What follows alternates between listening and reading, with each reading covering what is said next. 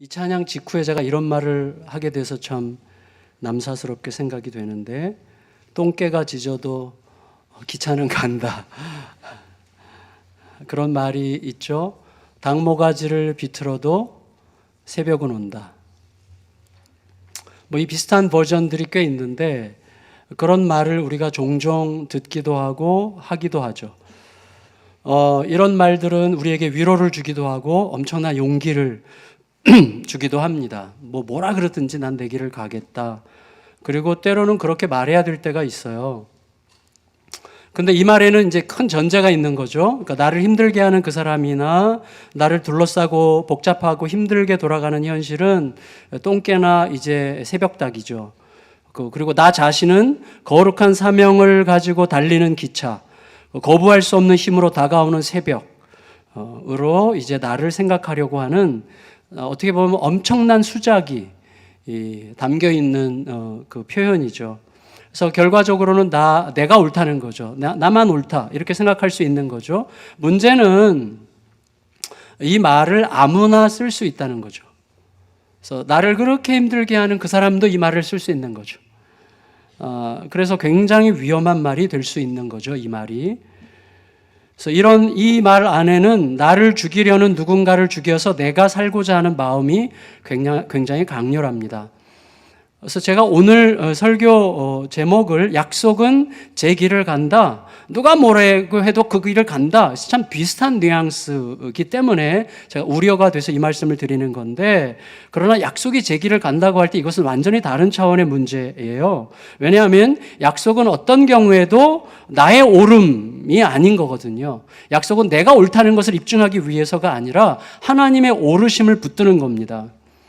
사실은 내가 옳지 않아도 괜찮아요. 내가 옳지 않는 게 드러나도 괜찮아요. 하나님의 약속은 이루어질 거예요. 그러니까 나는 내가 옳은지 그른지조차 잘 몰라요. 나는 결코 내가 옳다고 생각할 수 없어요. 그렇지만 하나님께서 옳으시다는 것만큼은 알고 있죠.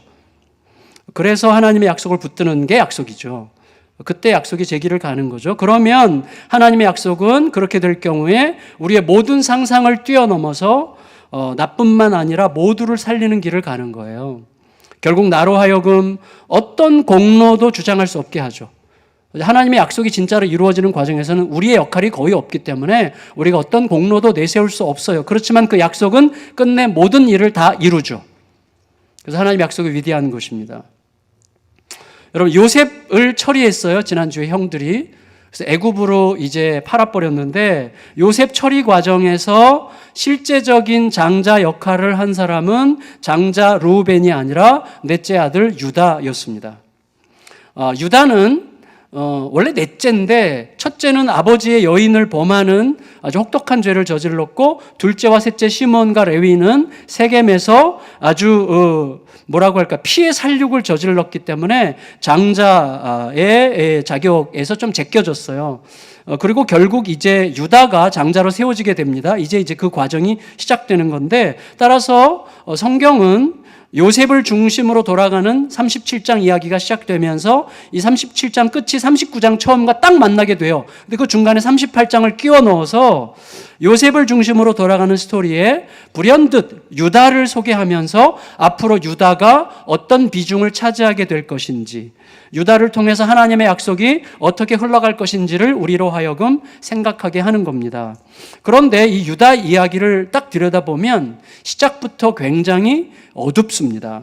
1절부터 5절까지 읽겠습니다. 38장 1절에서 5절 시작. 그 후에 유다가 자기 형제들로부터 떠나 내려가서 아둘람 사람 히라와 가까이 하니라. 유다가 거기서 가나안 사람 수아라 하는 자의 딸을 보고 그를 데리고 동침하니 그가 임신하여 아들을 낳음에 유다가 그의 이름을 엘이라 하니라. 그가 다시 임신하여 아들을 낳고 그의 이름을 오난이라 하고, 그가 또 다시 아들을 낳고 그의 이름을 셀라라 하니라. 그가 셀라를 낳을 때에 유다는 거십에 있었더라. 여러분, 유다가 어떤 이유로 형제들과 아버지를 떠나게 됐는지 알 길이 없지만 유다는 가족을 떠나서 다른 지방으로 가서 살아요. 그렇지만 우리가 이유를 모르지만 관계가 멀어진 것은 틀림없죠.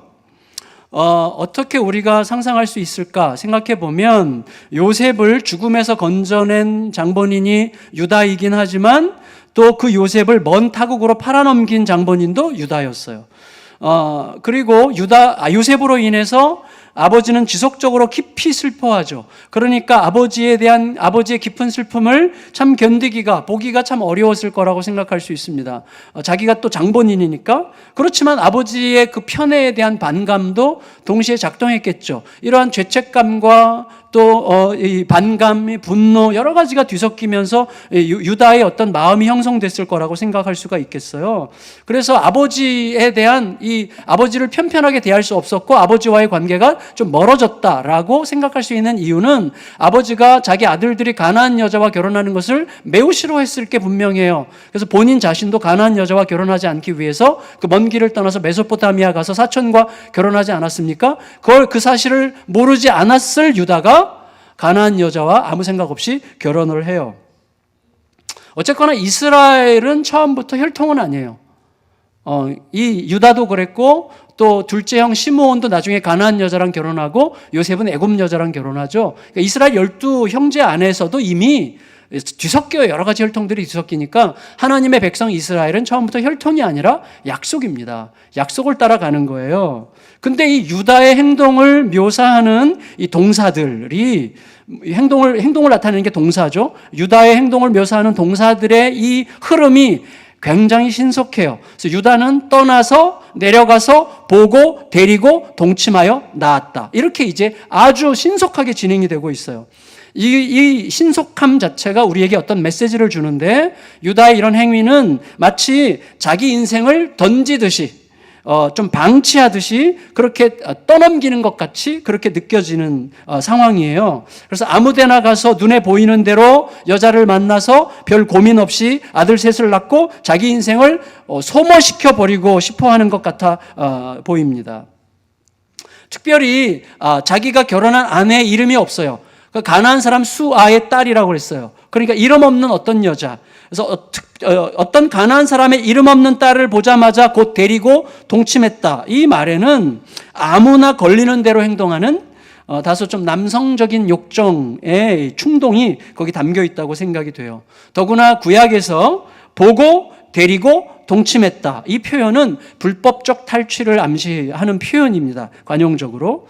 여러분 어쩌면 이런 느낌이 들어요. 전쟁에 참여해서 전쟁의 참혹함과 참담함을 경험한 군인이 트라우마를 갖잖아요. 그런 경우들이 영화에서 종종 나타나잖아요. 그래서 생긴 트라우마 때문에 오랜 시간 밤잠을 못 이루고 불면증에 시달리고 술과 함께 자기 인생을 허비하면서 방치하면서 고통스러워합니다. 이런 군인처럼 어쩌면 유다에게도 자기가 팔아넘긴 요셉과 요셉을 못 잊어버리는 아버지에 대한 이 죄책감과 분노가 뒤섞이면서 일종의 트라우마가 생겼고 자기 인생을 그냥 버리듯이 소비해버리듯이 그렇게 막 방치한 것 같은 느낌을 줍니다. 특히 나중에 유다에게서 우리가 발견하는 유다의 면모를 보면요, 이 유다는 굉장히 합리적인 사람이고 굉장히 자기희생적인 사람이에요. 이제부터 나와요. 굉장히 자기희생적이고 합리적인데 그런 사람일수록 지나친 자책과 죄책은 그를 더 이상 빠져나오기 어려운 함정에 빠뜨릴 가능성이 굉장히 많죠. 어쨌거나 세월이 속히 흘렀습니다. 그래서 유다의 세 아들 중에 장남 엘이 이제 결혼할 나이가 됐어요. 그래서 이제 유다는 딥나에 사는 가나안 여자 다말을 자기 첫 며느리로 삼으려고 데리고 와요. 그런데 맏아들 엘은 하나님이 죽이셔야 할 만큼 악했어요. 그래서 6절 7절 읽겠습니다. 6절 7절 시작. 유다가 장자 엘을 위하여 아내를 데려오니 그의 이름은 다말이더라. 유다의 장자 엘이 여호와가 보시기에 악함으로 여호와께서 그를 죽이신지라. 여러분, 유다가 슬퍼했다는 흔적이 전혀 없어요. 다만 유다는 대를 잇는 것에 관심이 있었기 때문에 이제 대가 끊어지지 않도록 하기 위한 조치를 취해요. 이스라엘뿐만 아니라 고대 근동에서 그런 관습이 있었는데 여러 가지 표현으로 표현되죠. 고엘, 수혼, 계대 결혼, 형사 취수 다 같은 표현인데 뭐냐면 대를 이어가기 위해서 맏아들이 죽으면 맏아들이 아이 없이 죽으면 맏아들의 대를 이어가기 위해서 동생이 형 대신 형수에게 들어가서 형수에게 씨를 주어 그 태어나는 아이가 형의 자손으로 대를 이어가게 하는 이 형사 취수의 관습이 있었단 말이에요. 하나님도 이것을 이스라엘 백성들에게 허락하셨습니다. 그래서 그 풍습에 따라서 이 유다가 둘째 아들 오난을 이제 형수에게 들여보내요. 형이 죽었기 때문에. 하지만 오난은 잔머리를 굴려요. 왜냐하면 고대 사회에서 또 맏아들은 다른 아들들에 비해서 유산을 2배로 상속받아요. 그러니까 오난이 생각할 때 맏형이 받을 유산은 자기들 동생들의 2배라는 사실, 그 자기가 형수에게 씨를 주어서 아이가 태어나면 그 아이는 내 상속자가 아니라 형의 상속자가 될 거라는 사실, 그리고 만일에 내가 씨를 주지 않는다면 자기에게로 돌아올 몫이 막대하게 커진다고 하는 사실을 계산함으로 형수에게 들어가서 성관계는 하되 씨는 주지 않습니다. 8절 9절 읽습니다. 8절 9절 시작. 유다가 오난에게 이르되 내 형수에게로 들어가서 남편의 아우된 본분을 행하여 내 형을 위하여 씨가 있게 하라. 오난이 그 씨가 자기 것이 되지 않을 줄 알므로 형수에게 들어갔을 때에 그의 형에게 씨를 주지 아니하려고 땅에 설정하매 그랬어요. 그러니까 여러분 오난의 행동을 묘사하는 이 행동은 단회적인 행동이 아니라 반복적으로 그렇게 했다는 뜻이거든요. 그러니까 이건 뭐냐면 모양은 순종인데 실제는 불순종인, 그래서 순종의 모양을 한 불순종의 가증함, 그리고 형의 대를 이어가라는 하나님의 약속보다 더 많은 재산을 얻으려고 하는 자기 욕망을 더 중요하게 여기는 불손함, 이것 때문에 오난도 죽어요. 10절 읽습니다. 시작. 그 일이 여호와가 보시기에 악함으로 여호와께서 그도 죽이시니. 여러분, 상황이 이쯤 되면 유다가 얼마나 심각해졌겠어요. 이러다가 대가 끊기겠다는 생각을 할 수밖에 없죠. 그에 따라서 셋째는 아직 좀 어렸기 때문에 셋째가 셀라인데 셀라가 클 때까지 기다리라는 명분으로 며느리를 친정으로 쫓아냅니다. 11절 읽습니다. 시작. 유다가 그의 며느리 다말에게 이르되 수절하고 내 아버지 집에 있어 내 아들 셀라가 장성하기를 기다리라 하니 셀라도 그 형들같이 죽을까 염려함이라. 다말이 가서 그의 아버지 집에 있으니라. 여러분, 우리들이 생각하는 습관과 굉장히 비슷한데 우리들은 흔히 이렇게 생각해요. 여러분, 핵심을 보면 지금 문제는 어디에 있어요? 유다의 두 아들이 악하다는 데 문제가 있죠. 유다의 두 아들의 악함 때문에 생긴 문제였는데 유다는 며느리가 위험하고 불길하다고 판단했어요. 그렇죠. 실제 문제는 유다의 두 아들의 악함입니다. 그런데 며느리를 속여서 주지 않을 거예요. 아마도 속여서 쫓아보내는 것은 며느리가 너 굉장히 위험하고 불길한 애구나 라고 이야기한 셈이에요. 여러분, 어쨌거나 여러 궁금증들이 생겨요. 큰아들은 대체 무슨 죄를 진 건가? 씨를 주지 않는다고 그렇게 죽이기까지 할 수 있는 건가? 여러 가지 질문들이 생기는데 이 지금 짧은 스토리는요, 우리들의 그런 궁금증에는 전혀 관심이 없어요. 이 본문의 초점은 어디에서 맞춰져 있는가 하면 다말을 통해서 하나님의 약속이 어떻게 흘러가는지에만 집중하고 있어요. 유다의 아들들도 그렇지만 여러분, 며느리 다말은 얼마나 기구한가요? 제가 오래전에 살아남은 자의 슬픔이라고 이상문학상 받은 소설을 읽으면서 참 많이 느낀 적이 있는데, 살아남은 자의 슬픔이죠. 여러분, 슬픔과 비애는 남은 자의 몫입니다. 임신하기도 전에 첫 남편이 죽었어요. 자기를 모욕했던 시동생도 죽었어요. 따라서 이 여자에게는 남자들 죽이는 니은, 여러분, 남자들 죽이는 여자라는 이런 오명이 씌워지고 그런 의심을 받으면서 시댁에서 쫓겨나가지고 자식 없이 수절하고 있는 거예요. 결혼식 날 설레었던 아주 빛나는 희망은 다 사라지고 죽음의 그림자와 함께 숨죽이고 있어야 하는 불행한 여인이 되고 말았습니다. 여러분, 막내 시동생을 약속받긴 했어요. 근데 막내 시동생을 약속받았다는 것은 곧 약혼했다는 뜻이에요, 법적으로. 그러니까 재혼할 수도 없어요.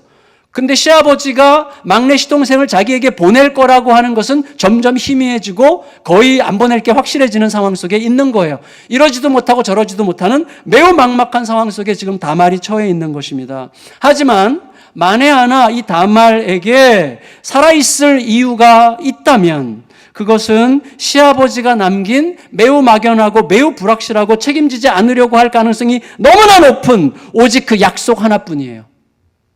너무나 막연하고 불확실한 그 약속 하나뿐이에요. 다말에게는 희망이. 따라서 이제 이야기는 거의 지켜질 가능성이 없는 시아버지의 약속과 오직 그 약속에 자기 인생을 걸 수밖에 없는 며느리 다말 사이에 형성되는 팽팽한 긴장감으로 신속하고 재빠르게 이제 사건이 진행됩니다. 자, 어느덧 유다는 사별했어요. 아내가 세상을 떠났고 호라비가 됐어요. 그리고 이제 아내의 애도 기간이 끝난 다음에 이제 한참 양털 깎는 시즌이 됐어요. 농사 짓는 분들에게는 추수가 축제지만 목양하는 목자들에게는 양털 깎는 날이 축제예요. 그때는 이제 온통 동네 축제고 포도주가 무상으로 제공되고 그리고 막 다 취하고 막 그렇게 걸쭉해지는 그런 시간인데 그때 유다는 자기 일꾼들이 일하고 있는 곳에 이제 위로차 방문을 합니다. 그런데 유다가 별 생각 없이 방문한 그곳은 다름 아닌 유다의 막연한 약속 하나만 바라보고 하루하루 기다리고 있는 다말의 친정 동네였어요. 그런데 마침 누군가가 다말에게 시아버지가 방문했다는 소식을 전해줍니다. 12절 13절 읽습니다. 시작. 얼마 후에 유다의 아내 수아의 딸이 죽은지라 유다가 위로를 받은 후에 그의 친구 아둘람 사람 히라와 함께 딥나라 올라가서 자기의 양털 깎는 자에게 이르렀더니 어떤 사람이 다말에게 말하되 내 시아버지가 자기의 양털을 깎으려고 딥나에 올라왔다 한지라. 여러분 보세요. 시아버지가 자기 친정 동네를 찾아왔어요. 근데 자기를 찾지 않아요. 이것은 다말에게 엄청나게 심각한 결단을 요청하는 대목입니다. 다말을 굉장히 심각하게 만들었어요. 지금 이 며느리 다말은 약속 하나 붙들고 막내 시동생이 장성할 때까지 기다릴 만큼 기다렸는데 그동안 깜깜무소식이었다가 시아버지가 자기 동네까지 왔는데 자기를 찾지 않아요. 그러니까 지금 다말은 자기 시아버지 유다에게 약속을 지킬 뜻이 전혀 없다는 사실을 완전히 확신하게 되는 거예요. 따라서 다말은 최종적인 선택을 해야만 됐습니다. 자기 인생을 이대로 끝낼 것인지 아니면 마지막 가능성에 기댈 것인지. 마지막 가능성이라면 뭐겠어요? 약속을 지킬 의도가 전혀 없는 시아버지를 찾아서 약속을 지키라고 따져 물을 것인지 아니면 시아버지가 직접 약속 수행자가 되게 만들 것인지를 결정해야만 했습니다. 여러분, 평소에 우리가 자주 느낀 현실에 대한 우리의 예민한 감각, 우리가 현실에 얼마나 예민합니까?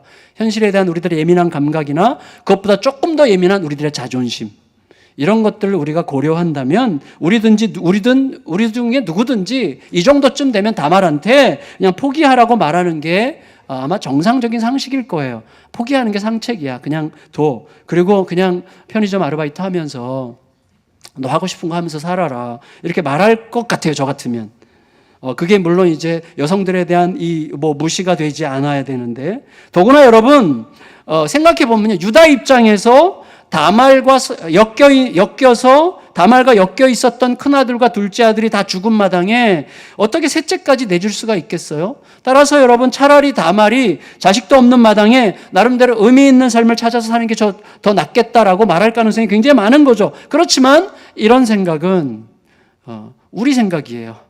고대 사회에서 자식 없이 여인이 홀로 된다는 것이 어떤 혹독한 상황인가 하는 것을 우리가 모르기 때문에만 할 수 있는 생각이고, 그리고 이 다말이 약속에 대해서 얼마나 깊이 있게 생각하고 중하게 여겼던가 하는 것에 대해서 우리가 쉽게 생각할 때만, 너무 깊이 생각하지 않을 때만 할 수 있는 생각을 하는 거죠. 여러분, 다말은요, 자기 자신에게 남은 마지막 희망, 그 마지막 희망이라는 게 도대체 뭐예요? 너무나 막연하고 불확실한 약속이 성취되는 그 길은 시아버지가 직접 약속 수행자가 되게 하는 길 뿐이라고 확신하게 된 거예요. 그래서 그 확신에 모든 걸 걸기로 결정했어요. 세상으로부터 완전히 매도당할 만한 위험과 온통 자기를 향해 쏟아부어질 비난과 욕설을 감당하기로 각오했을 때만 할 수 있는 행동, 자기 목숨을 걸 때만 할 수 있는 행동을 감행하기로 결정했습니다. 14절에서 19절이에요. 같이 읽겠습니다. 14절로 19절 시작. 그가 그 과부의 의복을 벗고 너울로 얼굴을 가리고 몸을 휩싸고 딥나 길곁 에나임 문에 앉으니 이는 셀라가 장성함을 보았어도 자기를 그의 아내로 주지 않음으로 말미암음이라. 그가 얼굴을 가리었으므로 유다가 그를 보고 창녀로 여겨 길 곁으로 그에게 나아가 이르되 청하건대 나로 내게 들어가게 하라 하니 그의 며느리인 줄 알지 못하였음이라. 그가 이르되 당신이 무엇을 주고 내게 들어오려느냐? 유다가 이르되 내가 내 떼에서 염소 새끼를 주리라. 그가 이르되 당신이 그것을 줄 때까지 담보물을 주겠느냐? 유다가 이르되 무슨 담보물을 내게 주랴? 그가 이르되 당신의 도장과 그 끈과 당신의 손에 있는 지팡이로 하라. 유다가 그것들을 그에게 주고 그에게 들어갔더니 그가 유다로 말미암아 임신하였더라. 그가 일어나 떠나가서 그 너울을 벗고 과부의 의복을 도로 입으니라. 여러분, 에나임이라는 곳에서 만났는데 이 에나임은 눈 구멍 혹은 두 눈이라는 뜻이래요. 이 두 눈이라는 뜻으로 우리가 받는다면, 자, 이 두 눈이라는 뜻을 가진 에나임에서 유다와 다말의 두 눈이 만났어요. 시아버지와 며느리의.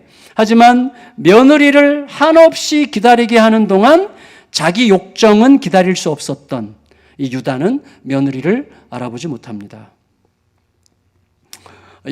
양털 깎기 시즌에 이제 흥청망청한 유다의 어떤 태도가 반영됐는지도 모르겠어요. 어쨌거나 다말은 시아버지를 유혹했고 시아버지 유혹에 성공해서 임신하게 될 경우 아이의 아비가 누군지를 분명하게 할 수 있는 방안을 신중하게 고민했던 게 분명해요. 그래서 누가 보더라도 그게 시아버지 것임을 확인할 수 있는, 오늘날로 치면 신용카드에 해당하는 도장과 지팡이를 이제 손에 담보물로 확보합니다. 다말은 곧바로 임신해요. 여러분, 결론적으로 보면 아들의 씨를 주지 않기 위해 고의로 며느리를 속여서 친정으로 쫓아냈던 유다는 이제 씨를 받아내기 위해 시아버지를 속이는 며느리에게 씨를 주게 되죠. 그렇게 엮어져요. 굉장히 충격적이죠. 너무나 충격적인 내용이에요. 며느리가 시아버지의 아이를 가졌다는 것도 너무나 충격적이고, 또 하나는 사라가 25년 동안, 그리고 리브가가 20년 동안 기다렸던 그 일, 라헬 역시 아이를 더 이상 가질 수 없을 거라고 생각될 때까지 기다렸던 그 일, 그 임신이 다말에게는 단 한 번에 이루어졌어요. 그러니 어떻게 우연이라고 할 수가 있겠습니까? 여러분, 그러면 이 일은 요셉을 팔아넘기고 거짓으로 아버지를 능멸하고 며느리에게 약속을 지키지 않은 유다에 대한 심판이었을까요? 성경은 우리에게 그 판단을 맡기지 않습니다. 그 판단은 우리 몫이 아니에요. 성경의 관심은 어디에 있는가 하면 다만 약속이 어떻게 자신의 길을 가고 있는가에 대해서만 집중하게 해요. 여러분, 이 일 후에 며느리에게 막내를 주기로 한 약속을 일부러 잊어버렸던 유다는 창녀와의 약속을 기억해요. 자, 며느리에게 막내 아들 주기로 약속했던 유다가 창녀에게 염소 새끼 주기로 약속했던 그 약속을 기억하고 자기 도장 찾으러 자기 사람을 보내서 그 염소 새끼 주고 찾아오라고 보내는데 찾을 수 없었고, 따라서 유다는 수치를 면키 위해서 도장과 지팡이를 찾지 않기로 결정합니다. 20절에서 23절 읽습니다. 시작. 유다가 그 친구 아둘람 사람의 손에 부탁하여 염소 새끼를 보내고 그 여인의 손에서 담보물을 찾으려 하였으나 그가 그 여인을 찾지 못한지라. 그가 그곳 사람에게 물어 이르되 길곁 에나임에 있던 창녀가 어디 있느냐? 그들이 이르되 여기는 창녀가 없느니라. 그가 유다에게로 돌아와 이르되 내가 그를 찾지 못하였고 그곳 사람도 이르기를 거기에는 창녀가 없다 하더이다. 유다가 이르되 그로 그것을 가지게 두라. 우리가 부끄러움을 당할까 하노라. 내가 이 염소 새끼를 보냈으나 그대가 그를 찾지 못하였느니라. 여러분, 며느리에게 의도적으로 씨 약속을 지키지 않은 자가 불가피하게 창녀로 생각된 며느리에게 화대 약속을 지킬 수가 없게 됐어요. 숨었으니까. 그래서 결국은 며느리에게 씨 약속을 지킬 수밖에 없게 된 자가 된 거죠.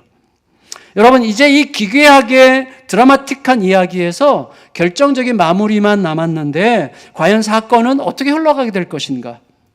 이제 석 달쯤 지나서 입덧이 이제 거의 끝나갈 무렵에 다말이 임신했다는 사실이 밝혀졌어요. 사람들에게 다말의 임신 사실이 알려졌고 그 소문이 신속하게 유다의 귀에까지 들어갔어요. 그 말은 무슨 말이죠? 그 마을 사람들이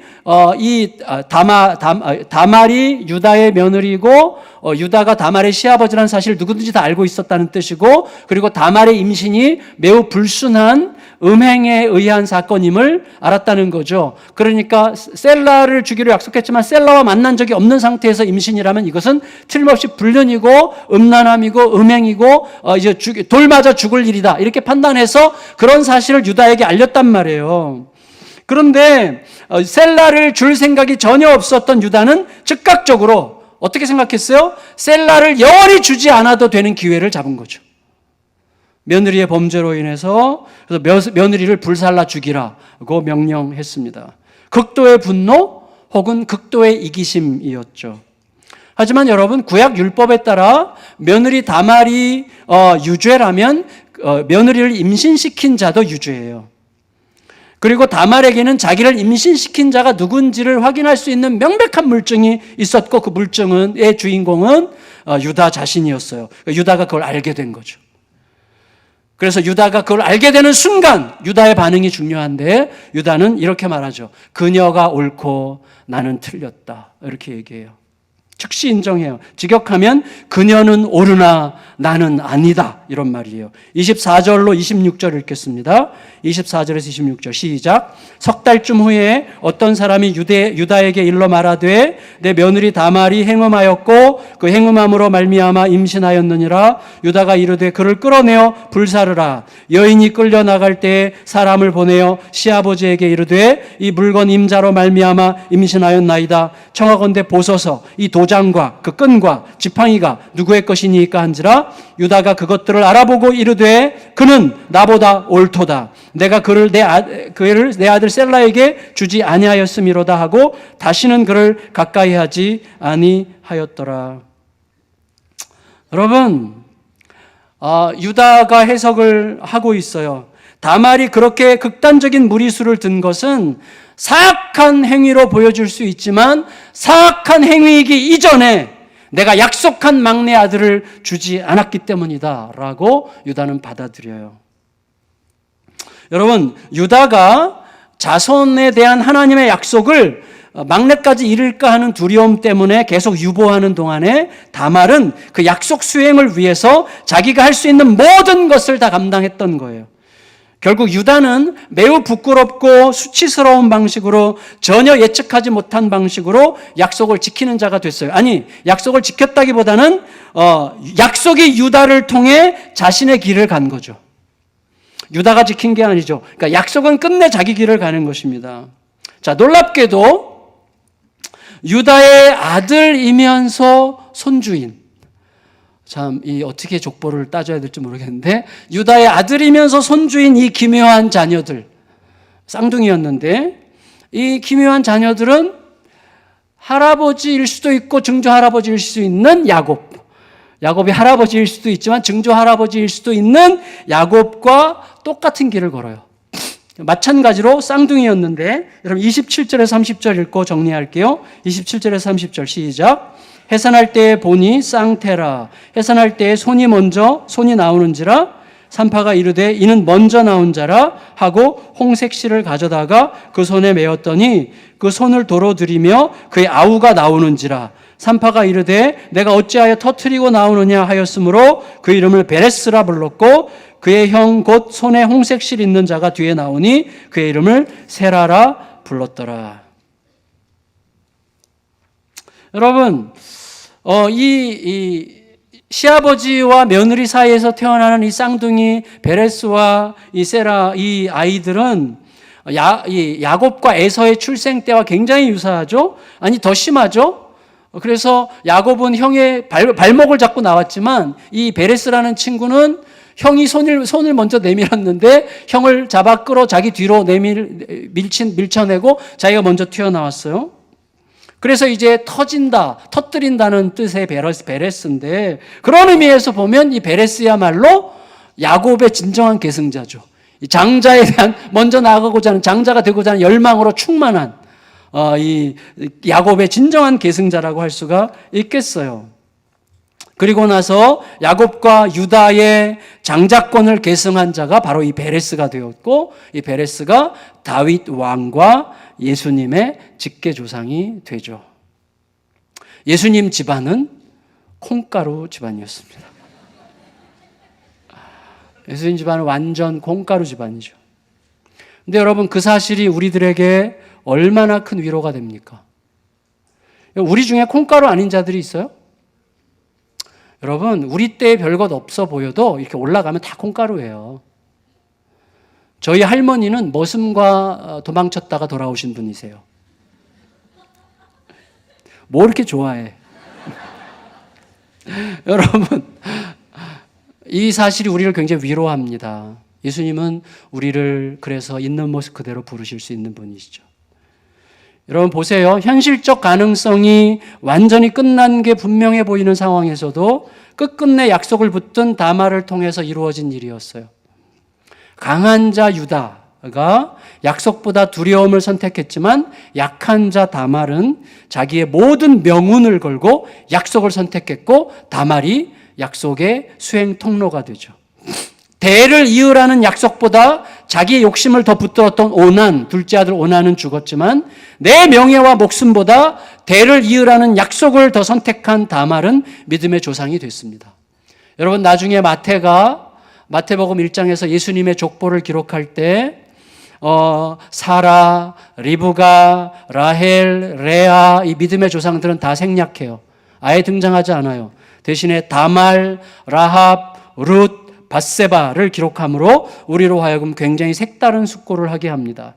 다말은 스캔들을 통해서 하나님의 백성으로 편입된 이방 여인들 중 첫 여인이었고, 스캔들을 통해서 예수님의 조상이 된 4명의 여인들 중 첫 번째 여인이 됐어요.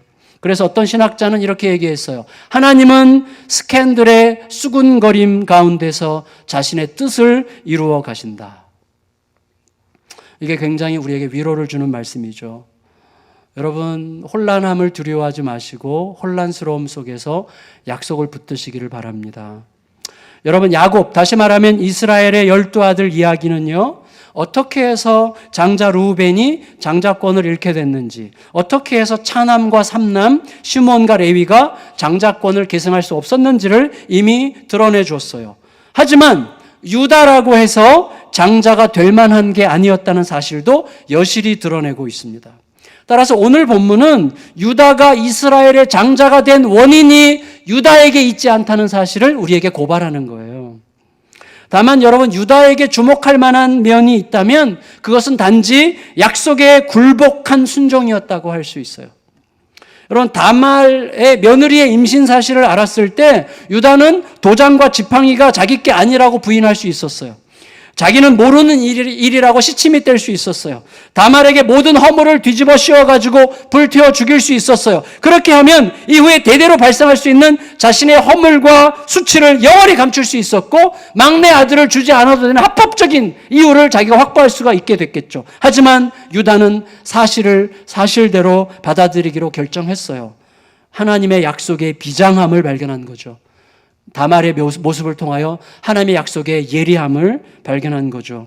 오히려 다말이 옳고 자기는 틀렸다라고 고백했습니다. 피할 수 없는 하나님의 섭리를 받아들이기로 결정했어요. 결국 다시는 며느리를 가까이 하지는 않았지만 자기의 막내 아들 셀라가 아니라 며느리를 통해서 나온 베레스가 장자권을 갖도록 합니다.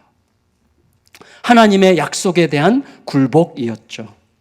말씀을 마칠게요. 여러분, 이 다말 이야기, 또 다말과 시아버지를 통해서 태어난 베레스, 그래서 다말과 베레스 이야기는요, 이스라엘 안에서 굉장히 유명한 이야기였어요.